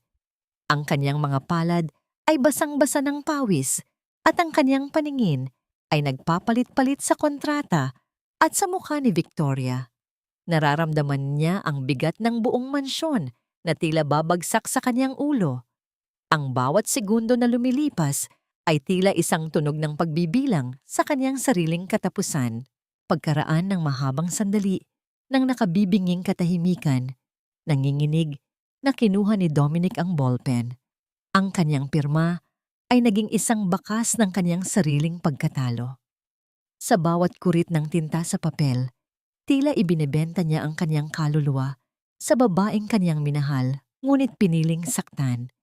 Nang matapos ang pirmahan, tumayo si Victoria at inayos ang kanyang blazer. Lumapit siya kay Dominic. Sapat na malapit upang maramdaman nito ang lamig ng kanyang aura. You know, Dominic, bulong ni Victoria, ang kanyang boses ay puno ng merya at pait. Sabi mo noon, boring ako at walang ambisyon. Look at you now, signing away your soul to a boring woman. I hope you enjoy your new partner, Trixia.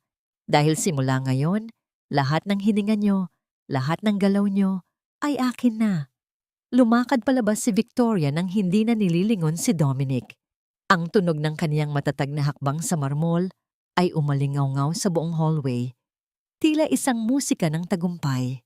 Sa labas, naghihintay si Joaquin sa loob ng sasakyan. Nang pumasok si Victoria, nakita ni Joaquin ang bahagyang panginginig ng mga kamay ng babae.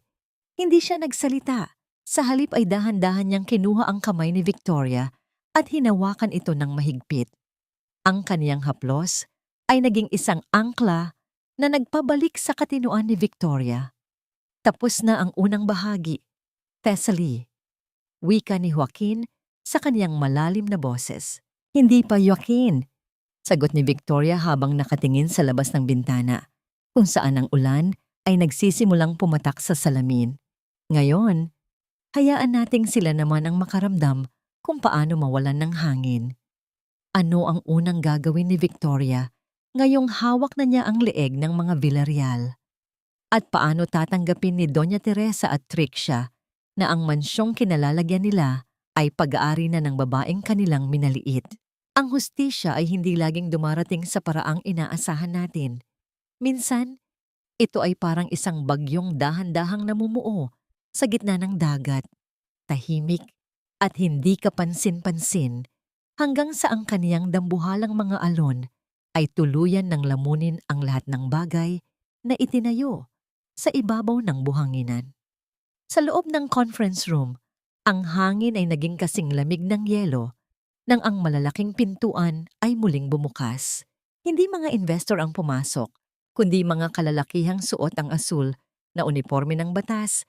Ang kanilang mga mukha ay seryoso at walang bahid ng pag-aalinlangan. Dominic Villarreal, you are under arrest for multiple counts of financial fraud, tax evasion and money laundering.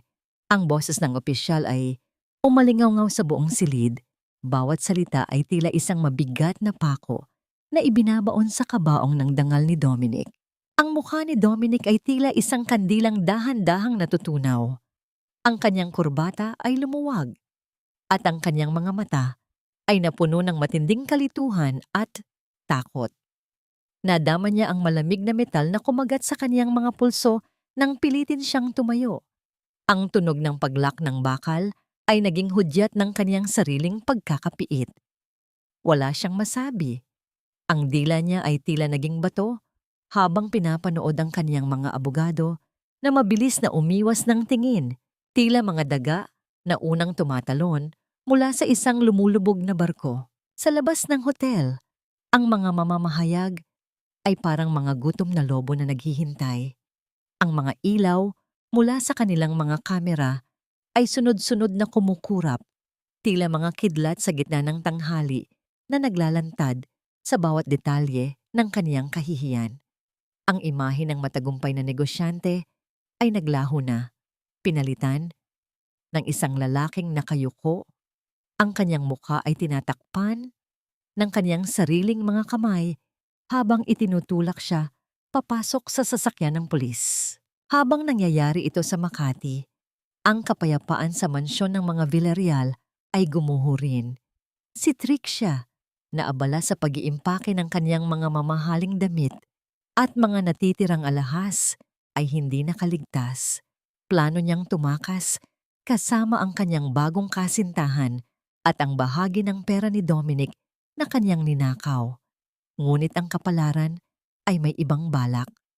Nang buksan niya ang pintuan ng kumpol-kumpol na mga maleta, ang bumungad sa kanya ay ang mga otoridad na may dalang warrant of arrest. Anong ibig sabihin nito? Wala akong kinalaman sa mga negosyo ni Dominic. Sigaw ni Trixia. Ang kaniyang boses ay puno ng panginginig at desperasyon. Ngunit ang mga dokumentong hawak ng mga pulis na nagpapatunay ng kaniyang pakikipagsabwatan sa paglilipat ng pondo sa mga peking account ay hindi maikakaila. Ang kaniyang marangyang buhay ay nagtapos sa loob ng isang iglap, pinalitan ng malamig na rehas. Ngunit ang pinakamatinding dusa ay sumapit kay Doña Teresa. Ang matandang babae na noon ay itinuturing ang sarili na reyna ng Batangas ay nakatayo sa harap ng kaniyang mansyon habang ang mga tauhan ng bangko ay nagsisimulang magkabit ng mga karatula ng foreclosure.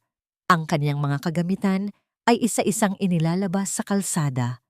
Ang kaniyang paboritong silya, ang kaniyang mga antigo na koleksyon, at maging ang kaniyang malaking portrait sa sala ay itinambak sa gilid ng daan.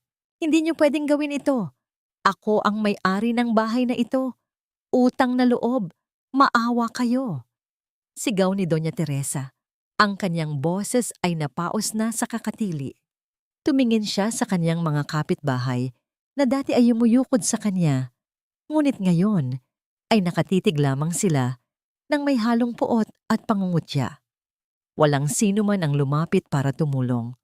Ang bawat dasal na kanyang binibigkas ay tila tumatalbog lamang sa kanyang maruming budhi. Ang kanyang tsuizang tranghat na kanyang laging hawak ay nahulog sa putikan at nayurakan ng mga taong naglalakad sa kalsada. Mula sa itaas ng isang gusali sa tapat ng hotel, nakatayo si Thessaly. Ang kanyang maikling buhok ay hinahampas ng hangin at ang kanyang mga mata ay nakatitig sa sasakyang nagdadala kay Dominic patungo sa kulungan. Wala siyang nararamdamang tuwa, kundi isang malalim na pakiramdam ng kapayapaan. Isang kapayapaang nanggagaling sa pagtatapos ng isang mahabang bangungot. Nadama niya ang isang mainit na presensya sa kanyang likuran. Inilagay ni Joaquin ang kanyang kamay sa balikat ni Thessaly, isang haplos na puno ng pagkilala at suporta. Tapos na, Thessaly. Ang mga pader na itinayo nila sa kasinungalingan ay tuluyan ng gumuho, wika ni Joaquin sa kaniyang baritonong boses. Humarap si Thessaly kay Joaquin. Ang kaniyang mga mata, na dati ay puno ng pait, ay ngayon ay sumasalamin sa liwanag ng pag-asa. Hindi ko akalain na ganito ang mararamdaman ko, Joaquin. Parang sa wakas, makakahinga na ako ng maluwag.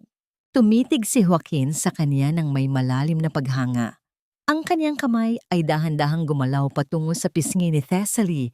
Hinahaplos ang kanyang balat ng kasing lambot ng hangin sa takip silim. Karapat-dapat ka sa kapayapaang ito. Hindi mo lang binawi ang kinuha nila, kundi binawi mo rin ang iyong sarili. Ang kilig na naramdaman ni Thessaly ay hindi na ang uri ng kilig na nakabatay sa ilusyon, kundi isang pakiramdam ng pagiging ligtas sa piling ng isang taong tunay na nakakaalam sa kanyang halaga. Sa gitna ng kaguluhan ng mundo sa ibaba, silang dalawa ay tila na sa isang isla ng katahimikan. Ngunit ang katahimikang iyon ay pansamantalang nabulabog nang makatanggap si Joaquin ng isang mensahe mula sa kaniyang tauhan sa Batangas. Ang kaniyang ekspresyon ay naging seryoso. Thessaly, kailangan nating bumalik sa homestay, wika ni Joaquin. May isang anino na nakita malapit sa bakuran mo at ayon sa description, hindi ito basta-bastang tao. Sino ang misteryosong aninong ito na naglalakad sa dilim malapit sa bagong buhay ni Thessaly? At anong huling alas ang itinatago ni Dominic bago siya tuluyang mabulok sa likod ng mga rehas?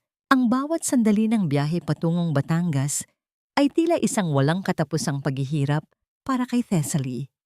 Ang kaniyang mga kamay ay mahigpit na nakakapit sa kaniyang tuhod at ang kaniyang paningin ay nakatuon sa madilim na kalsada na tanging ang ilaw ng sasakyan ang nagbibigay ng liwanag. Ang kaba sa kaniyang dibdib ay tila isang malaking bato na hindi niya maalis. Isang babala na ang kaniyang bagong nahanap na kapayapaan ay muling sinusubok ng tadhana. Sa kaniyang tabi, si Joaquin ay nanatiling tahimik. Ang kanyang mga mata ay matalas na nakatitig sa unahan, ngunit ang kanyang isang kamay ay paminsan-minsang dumadampi sa balikat ni Thessaly upang magbigay ng lakas.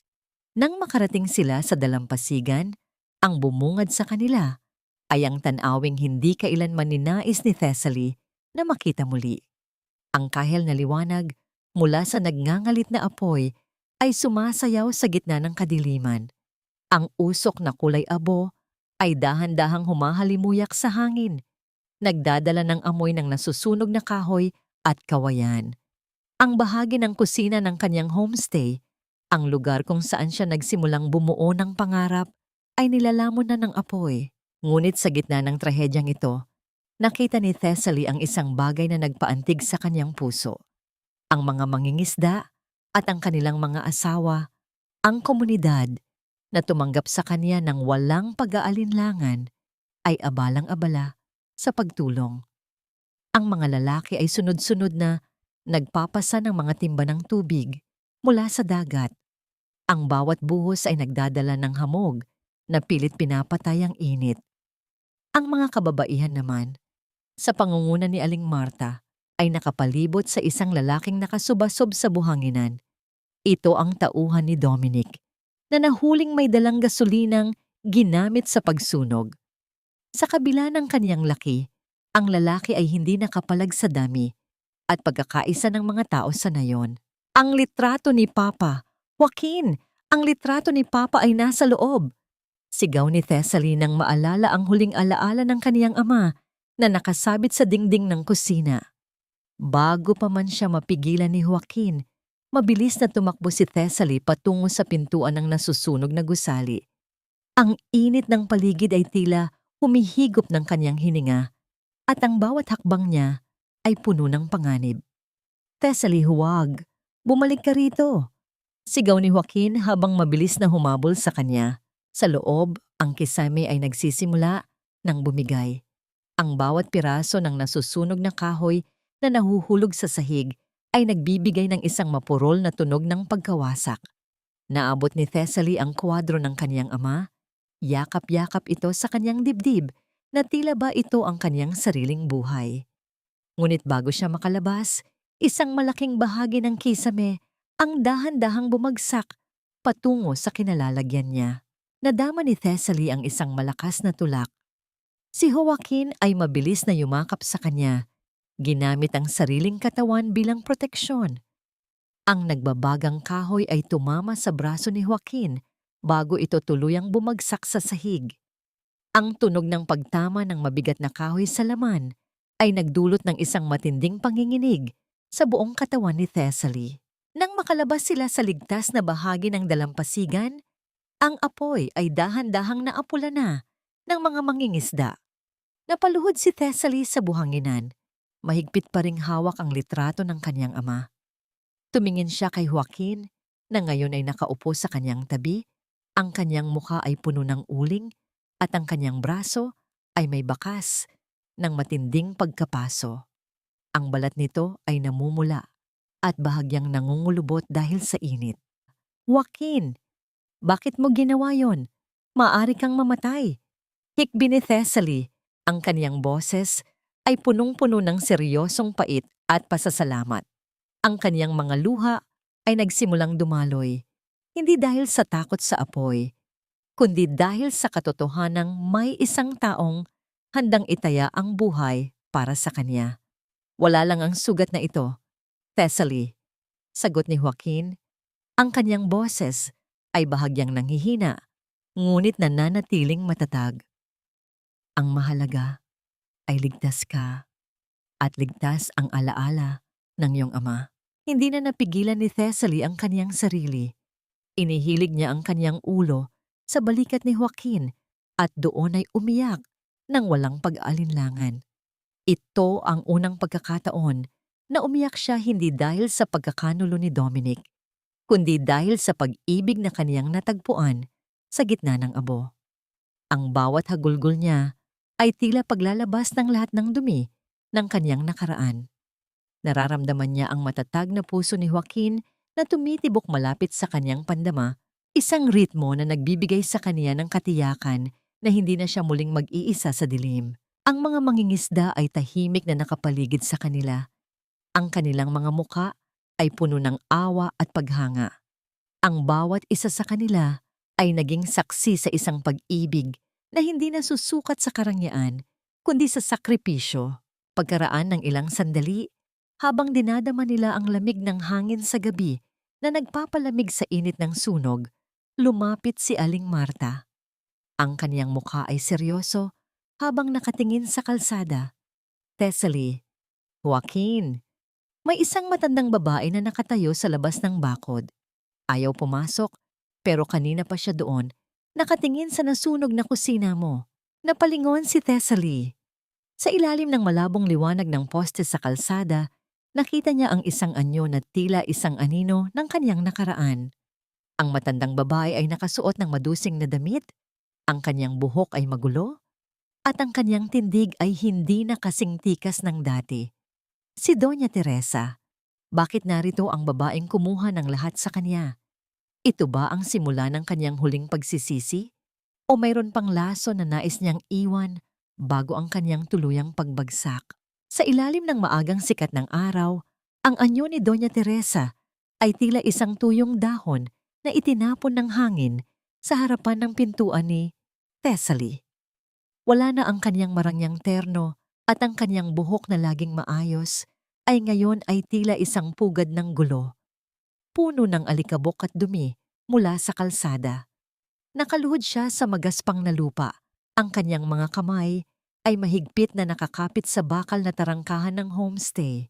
Ang kanyang boses, na dati ay puno ng awtoridad at pangungutya, ay ngayon ay napaos na at puno ng panginginig, habang bumibigkas ng mga salitang kailanman ay hindi inakala ni Thessaly na maririnig mula sa kanya. Thessaly, Hija, maawa ka. Ang anak ko, si Dominic. Huwag mo siyang hayaang mabulok sa kulungan. Ang bawat salita ng matanda ay may kasamang mabigat na paghinga at ang kanyang mga luha ay nag-iiwan ng basang marka sa kanyang madusing na pisngi. Dahan-dahang lumakad si Thessaly patungo sa tarangkahan. Ang kanyang mga hakbang ay matatag, walang pag-aalinlangan, at ang kanyang maikling buhok ay bahagyang hinahampas ng sariwang hanging dagat. Nakatayo si Joaquin sa kanyang likuran. Ang kanyang braso ay may benda pa mula sa sugat ng sunog kagabi. Ang kanyang presensya ay tila isang pader na nagbibigay ng proteksyon at lakas kay Thessaly. Ang mga mangingisda at ang kanilang mga asawa ay nakatayo rin sa malayo. Tahimik na nagmamasid sa huling yugto ng pagbagsak ng babaeng dati ay minaliit ang kanilang pagkatao.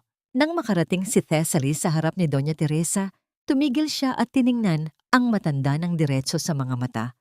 Walang galit sa mukha ni Thessaly, tanging isang malalim na pakiramdam ng kawalan. Inuring kitang anak, Thessaly. Utang na loob, kalimutan mo na ang lahat ng nangyari. Kasalanan lahat ito ni Trixia. Siya ang nag-udyok kay Dominic na gawin ang lahat ng ito. Ang pamilya ko ay biktima rin. Muling pagsusumamo ni Doña Teresa, ang kanyang mga daliri, ay pilit na inaabot ang laylayan ng damit ni Thessaly. Isipin mo ang 7 taon nating pagsasama sa ilalim ng isang bubong. Yumuko ng bahagya si Thessaly at dahan-dahang inangat ang baba ng matanda gamit ang kanyang mga daliri. Ang kanyang haplos ay hindi marahas, ngunit ito ay may dalang bigat ng katotohanang hindi na kayang takasan ni Doña Teresa. Pinilit ni Thessaly na pagtagpuin ang kanilang mga paningin. Nais niyang makita ng matanda ang kanyang sarili sa mga mata ng babaeng kaniyang pinagmalupitan. 7 taon, Mami. Ang boses ni Thessaly ay mahinahon, parang ang dagat bago ang dapit hapon. 7 taon kong pinaniwala ang sarili ko na ang bawat sampal niyo at bawat panglalait niyo ay para sa ikabubuti ko. Akala ko, binabayaran ko ang utang na loob ng tatay ko sa inyo. Pero ang totoo, kayo ang may utang sa kanya. Kinuha niyo ang lahat sa amin. At nung hindi na niyo ako kailangan, itinapon niyo ako sa kalsada na parang basurang walang halaga. Kahit nung alam niyo na nawala ang anak ko, pinili niyo pang turaan ako ng mas matitinding salita. Binitawan ni Thessaly ang baba ng matanda at dahan-dahang kinuha ang kanyang pitaka mula sa bulsa ng kanyang blazer. Inilabas niya ang ilang piraso ng barya at mga lukot na papel na pera, ang eksaktong halaga na naitira niya noong gabi ng kanyang pagpapatalsik sa mansyon. Marahan niyang binitawan ang mga ito sa tapat ni Doña Teresa. Ang mga barya ay naglaglagan sa tuyong lupa, gumulong sa pagitan ng mga daliri ng matanda, at ang mga papel ay tinangay ng bahagyang hangin bago tuluyang dumapo sa putikan. Iyan ang halaga ng 7 taon ng buhay ko sa inyo, Mommy, wika ni Thessaly. Ang kaniyang mga mata ay sumalamin sa isang uri ng kalayaan na hindi kailanman mabibili ng pera. Sabi niyo noon, palamunin ako. Ngayon, iyan ang pampamasahe niyo pabalik sa lugar kung saan kayo dapat naroroon. Hindi ko iuurat ang kaso laban kay Dominic.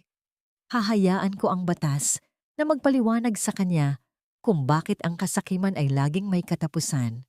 Humulagpos ang isang mahaba at paos na iyak mula sa dibdib ni Doña Teresa habang pilit niyang pinupulot ang mga barya sa lupa. Ang kaniyang dignidad ay tuluyan ng nayurakan sa harap ng mga taong kaniyang minaliit. Ang kaniyang mga giling-giling na kamay ay puno na ng alikabok habang niyayakap niya ang mga barya sa kanyang dibdib. Isang imahe ng isang reynang nawalan ng kaharian. Hindi na lumingon pa si Thessaly. Tinalikuran niya ang tarangkahan at lumakad patungo kay Joaquin. Nadama niya ang kanyang puso na tila mas magaan na ngayon. Ang bawat hininga niya ay hindi na puno ng pait. Inabot ni Joaquin ang kaniyang kamay at mahigpit itong piniga. Isang tahimik na pangako na ang susunod na kabanata ng kanyang buhay ay hindi na muling mababalutan ng takot. Habang naglalakad silang dalawa, pabalik sa homestay, ang tunog ng papalayo at desperadong pagsusumamo ni Doña Teresa ay dahan-dahang nilamon ng malakas na huni ng mga ibon at ng maindayog na kanta ng mga alon.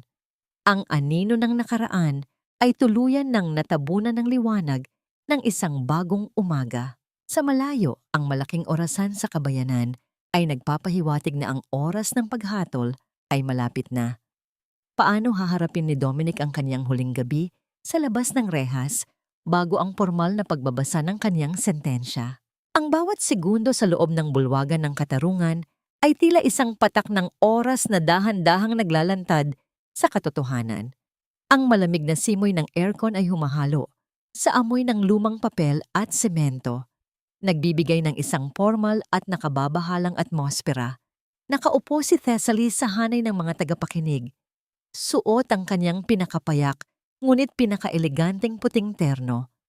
Ang kanyang mga kamay ay nakapatong sa kanyang kandungan, kalmado at hindi na nanginginig. Sa kanyang tabi, naroon si Tristan, ang abogadong naging kaniyang boses sa gitna ng katahimikan. Sa kabilang panig, nakaupo si Dominic sa tabi ng kaniyang mga abogado. Ang kaniyang mukha ay tila isang tuyong balat ng puno. Walang buhay at puno ng mga linya niyang stress at puyat. Ang kaniyang mga mata ay malalim ang pagkakalubog. Madilim ang paligid ng mga talukap nito. Sa tabi niya ay si Trixia, na pilit pa ring nagtatakip ng mukha gamit ang kanyang mga kamay na wala na ang mararangyang singsing. Ang dating ningning ng kanilang kapangyarihan ay tuluyan ng naglaho, pinalitan ng isang mabigat na ulap ng kahihiyan. Ang lahat ay tumayo nang pumasok ang hukom. Ang tunog ng pag-upo ng mga tao sa kani-kanilang silya ay tila isang dambuhalang buntong hininga na sabay-sabay na kumawala. Sa kasong People of the Philippines versus Dominic Villarreal at Trixia Salonga, simula ng hukom, ang kaniyang boses ay matatag at walang kinikilingan. Ang bawat salitang binibigkas niya ay tila isang matalim na espada na naghahati sa nakaraan at hinaharap. Matapos suriin ang lahat ng ebidensya ng pandaraya, manipulasyon ng dokumento at ang tangkang pananabutahe sa kapaligiran, ang hukuman ay naglalabas ng pinal na hatol. Nadama ni Thessaly ang kaniyang sariling hininga na tila tumigil sa sandaling iyon. Hindi ito dahil sa takot, kundi dahil sa paghihintay sa isang bagay na kaniyang ipinagkait sa kaniyang sarili sa loob ng maraming taon. Hinatulan ng hukuman si Dominic Villarreal ng 15 taong pagkakabilanggo nang walang posibilidad ng parol sa unang 10 taon. Ang lahat ng kaniyang personal na ari-arian at ang mga lupain sa ilalim ng Villarreal Holdings ay kumpiskado pabor sa Estado at sa mga lehitimong nagmamay-ari nito. Si Trixia Salonga ay hinatulan naman ng 10 taong pagkakabilanggo bilang kasabwat sa mga nasabing krimen. Ang tunog ng mabigat na kahoy na tumatama sa mesa ng hukom ay umalingaw sa buong silid, tila isang huling pako sa kabaong ng ambisyon ni Dominic. Walang sigawan, walang palakpakan. Ang tanging maririnig ay ang mahinang hikbi ni Trixia at ang mabigat na paghinga ni Dominic. Dahan-dahang tumingin si Dominic sa direksyon ni Thessaly. Ang kaniyang mga mata ay puno ng pagsusumamo, isang huling pagtatangka na humingi ng awa sa babaeng kaniyang itinapon. Ngunit si Thessaly ay nanatiling nakatingin sa unahan. Hindi niya binigyan si Dominic ng kahit isang sulyap. Para sa kanya, ang lalaking nasa harapan niya ay isang estranghero na lamang, isang bahagi ng kaniyang buhay na natapos na sa gabi ng kaniyang pagkakatapon sa ilalim ng ulan. Nang matapos ang sesyon, lumabas si Thessaly ng korte kasama si Tristan. Ang sikat ng araw sa labas ay tila mas maliwanag kaysa sa dati. Ang asul na langit ay malinis, Walang bahid ng ulap, sumasalamin sa kalinisan ng kaniyang budhi. Congratulations, Thessaly. You're finally free. Wika ni Tristan nang may tapat na nangiti. Ang lahat ng lupain sa Batangas, pati ang homestay, ay opisyal na nang nakapangalan sa'yo. Salamat, Tristan. Hindi ko ito magagawa kung wala ka, sagot ni Thessaly. Ngunit ang kaniyang paningin ay agad na humanap sa isang pamilyar na anino sa di kalayuan. Nakatayo si Joaquin malapit sa kaniyang luma, ngunit malinis na sasakyan. Ang kanyang mga kamay ay nakabulsa at ang kanyang mga mata ay may dalang isang uri ng kagaanan na tila ba siya rin ay nakalaya mula sa isang malaking pasanin. Lumapit si Thessaly sa kanya. Bawat hakbang ay puno ng pasasalamat. Tapos na ang lahat, Joaquin. Bulong ni Thessaly nang makalapit siya. Hindi nagsalita si Joaquin. Sa halip ay inabot niya ang isang bagay mula sa kaniyang bulsa. Isang lumang susi na gawa sa bakal. May kalawang na sa gilid, ngunit malinis ang pagkakalatag sa kaniyang palad. Ang susi ng orihinal na tarangkahan ng kaniyang lupain sa Batangas. Oras na para buksan ang bagong kabanata. Thessaly, wika ni Joaquin. Ang kaniyang boses ay parang isang mainit na yakap sa gitna ng malamig na hangin. Hinawakan ni Thessaly ang susi. At sa sandaling iyon, ang kaniyang mga daliri ay dumampi sa mga daliri ni Joaquin. Ang init ng kaniyang haplos ay nagpadala ng isang kuryente ng kilig na hindi nakabatay sa panandaliang saya, kundi sa isang pangakong panghabang buhay. Ngumiti si Thessaly, isang tunay na ngiti na nagmumula sa kailaliman ng kaniyang puso. Tumalikod sila sa gusali ng korte at naglakad patungo sa sasakyan. Ngunit bago pa man sila tuluyang makaalis, isang pamilyar na boses ang narinig ni Thessaly mula sa gilid ng kalsada, isang boses na naging sanhi ng kanyang panandaliang paghinto. Si Doña Teresa ay nakatayo sa tabi ng isang poste, tila isang aninong naligaw sa gitna ng sikat ng araw. Ang kaniyang mga mata ay nakatitig sa hawak na susi ni Thessaly. Wala siyang sinasabi, ngunit ang kaniyang panginginig ay sapat na upang malaman ang kaniyang nararamdaman. Ano ang huling sasabihin ni Thessaly sa babaeng nagpahirap sa kanya bago siya tuluyang bumalik sa dalampasigan kung saan ang kaniyang puso ay tunay na nabibilang? At handa na ba siyang harapin ang bukas na ang tanging gabay ay ang pag-ibig ni Joaquin? Ang pagbalik sa Batangas ay hindi na isang pagtakas mula sa lupit ng mundo, kundi isang matagumpay na pag-uwi sa lupang sinilangan.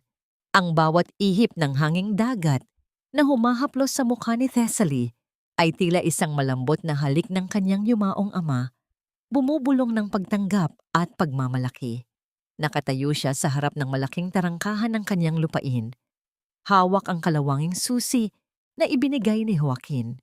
Ang mahaba at dahan-dahang tunog ng bakal na bumubukas ay tila isang hudyat na ang mga pinto ng kanyang nakaraan ay tuluyan na ring bumubukas para sa isang mas maliwanag na bukas.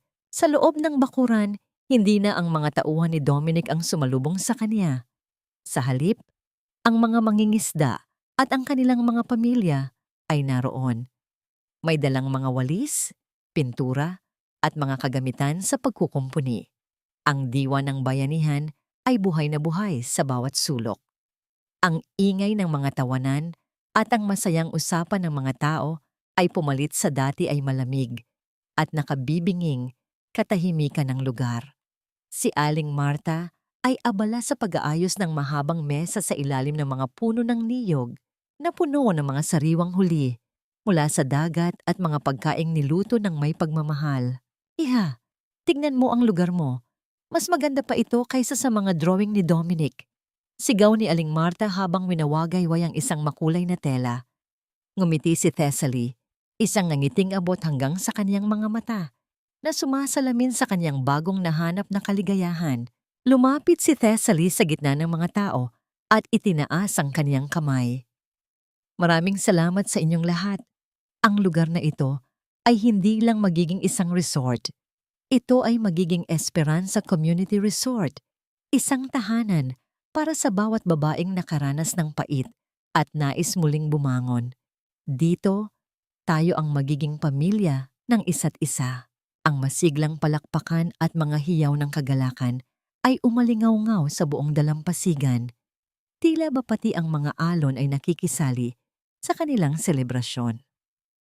Sa gitna ng kasiyahang ito, naramdaman ni Thessaly ang isang mainit na presensya sa kanyang tabi. Si Joaquin ay nakatayo roon, ang kanyang mga mata ay nakatuon lamang kay Thessaly nang may kasamang matinding paghanga. Nang dapit hapon na at ang langit ay naging kulay ube at kahel, dahan-dahang lumayo ang dalawa mula sa ingay ng salo-salo. Naglakad sila ng barefoot sa pampang, hinahayaan ang malalamig na alon na dumampi sa kanilang mga paa. Ang buhangin ay malambot at pamilyar, tila yakap ng isang lumang kaibigan. "I can't believe we're finally here, Joaquin," bulong ni Thessaly. Ang kanyang boses ay puno ng kapayapaan. Minsan iniisip ko kung panaginip lang ba ang lahat ng ito. Tumigil sa paglalakad si Joaquin at humarap sa kanya. Kinuha niya ang parehong kamay ni Thessaly at dahan-dahan itong inilapit sa kanyang dibdib. Nadama ni Thessaly ang malakas at matatag na tibok ng puso ng lalaki sa ilalim ng kanyang mga palad. "Hindi ito panaginip, Thessaly. Ito ang bunga ng iyong katapangan. At simula ngayon, wala nang sino man ang makakakuha nito sa iyo." Mula sa kanyang bulsa, inilabas ni Joaquin ang isang maliit na bagay. Hindi ito isang diamanteng singsing na sumasalamin sa luho, kundi isang simpleng bracelet na yari sa pinagsama-samang maliliit at makikinis na puting shell na kanyang mismo ang nakuha mula sa dagat. Ang bawat shell ay may kakaibang hugis, simbolo ng kagandahang nabuo sa kabila ng paghampas ng mga alon. Dahan-dahan niyang isinuot ang bracelet sa pulso ni Thessaly. Ang kanyang mga daliri ay bahagyang nanatili sa balat ng babae. Isang haplos na nagpadala ng isang matamis na kuryente ng kilig sa buong pagkatao ni Thessaly. "Hindi ito ginto, pero ito ang pangako ko na mananatili ako sa tabi mo sa bawat hampas ng alon at sa bawat paglubog ng araw," wika ni Joaquin sa kanyang malalim at seryosong boses. Huminga ng malalim si Thessaly. Ang kanyang mga mata ay nagtubig sa sobrang kaligayahan. Hinayaan niyang sumandal ang kanyang ulo sa balikat ni Joaquin habang pinagmamasdan nila ang huling sikat ng araw na dahan-dahang naglalaho sa abot tanaw. Ang kanyang puso ay wala ng puwang para sa pait o puot. Ang tanging natira ay ang pasasalamat sa bawat unos na dumaan, dahil ito ang nagdala sa kanya sa tunay na dalampasigan ng kanyang buhay. Ang gabi ay dahan-dahang bumabalot sa kanila, ngunit sa pagkakataong ito, hindi na ito madilim. Ang bawat bituin sa langit ay tila mga sulo na naglalakad sa kanilang hinaharap. Malayo sa ingay ng lungsod at sa mga lamat ng nakaraan, dalawang kaluluwa ang natagpuan ng kanilang sarili sa gitna ng ingay ng dagat. Ngunit sa likod ng bawat naitayong pader ng bagong resort, may isang maliit na liham na nakatago sa ilalim ng pundasyon. Isang liham na naglalaman ng huling habilin ng ama ni Thessaly. Ano ang nakasulat sa liham na yon na magiging huling gabay ni Thessaly sa kaniyang bagong simula? Lumipas ang ilang taon, at ang dalampasigan ng Batangas ay hindi na lamang saksi sa mga pait ng kahapon, kundi naging duyan ng mga bagong pangarap. Ang Esperanza Community Resort ay naging isang luntiang paraiso kung saan ang bawat haligi ay itinayo, hindi lamang sa semento, kundi sa katatagan ng mga babaeng minsan nang binalot ng dilim. Sa gitna ng malawak na hardin, nakatayo si Thessaly habang pinagmamasdan ng isang grupo ng mga kababaihan na abala sa pag-aaral ng pamamahala ng negosyo. Ang kanyang tindig ay puno ng kumpiyansa at ang kanyang mukha ay nagliliwanag sa bawat ngiting kanyang ibinibigay. Sa kaniyang kamay ay hawak niya ang isang lumang sobre, ang huling liham na iniwan ng kanyang ama na natagpuan sa ilalim ng pundasyon ng lumang kusina. Ang mga salita rito ay tila isang gabay mula sa kabilang buhay. "Anak, ang tunay na kayamanan ay hindi ang lupang ating tinatapakan, kundi ang kaluluwang marunong bumangon mula sa pagkakahulog. Ang utang na loob ay hindi kailanman dapat maging kadena, kundi isang tulay patungo sa tunay na pagmamahal.